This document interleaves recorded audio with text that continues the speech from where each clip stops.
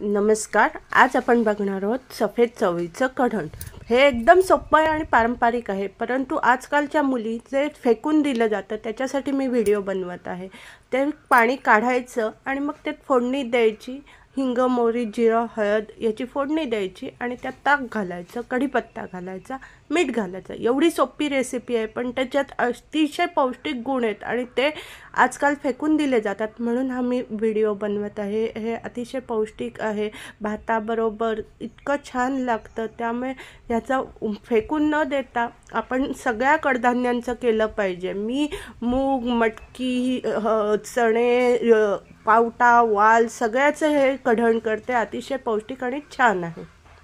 ती चवळी आपण कुकरमध्ये पण शिजवून घेऊ शकतो किंवा अशी पण गॅसवर शिजवून घेऊन वरचं पाणी फक्त काढायचं आणि मग त्यात ताक घालून फोडणी द्यायची. एवढी सोपी आहे.